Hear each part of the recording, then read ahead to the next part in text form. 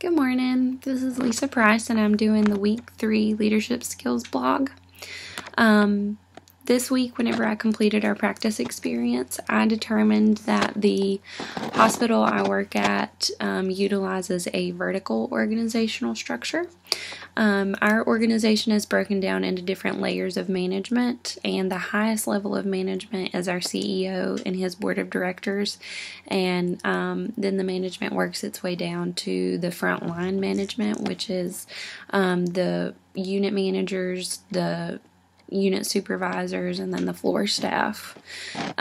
This structure does allow communication from the top to the bottom, and that communication line is pretty easy, but if communication needs to go from the bottom to the top, that's a little more difficult. For instance, our hospital just had to renegotiate terms with a major insurance company, and that affects a lot of the patients that we serve. And all of the negotiations took place between our CEO and his board of directors. And whenever they had any information, they would just disperse it to us and let us know what was going on, what we needed to know.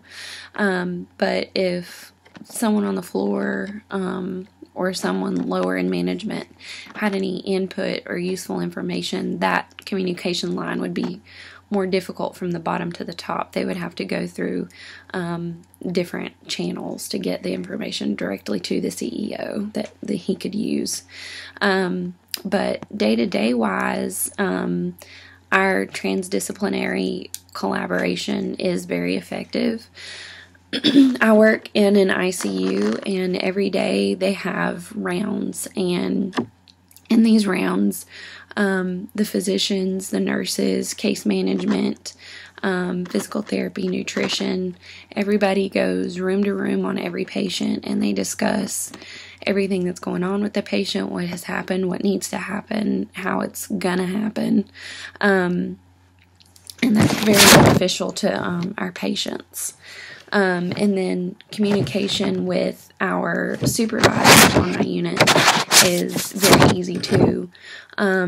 Pretty much every day there is a supervisor available on either a day shift or a night shift, and they're very easily approachable. We can go to them with any problems or questions we have. They're very knowledgeable about anything that we have any questions about, and if they don't know what we need to ask them, then we can get in contact with our manager pretty easy too. She's usually in fairly early in the morning, so if night shift people need to speak with her, they can usually catch her before they go home. But if for some reason she isn't available one day, we can contact her via email, or we can call her, and she usually has a pretty fast response time. Based on our leadership skills questionnaire that I completed, I scored highest on interpersonal skills, and that is not very surprising to me because I really enjoy working with people and interacting with my peers and helping them.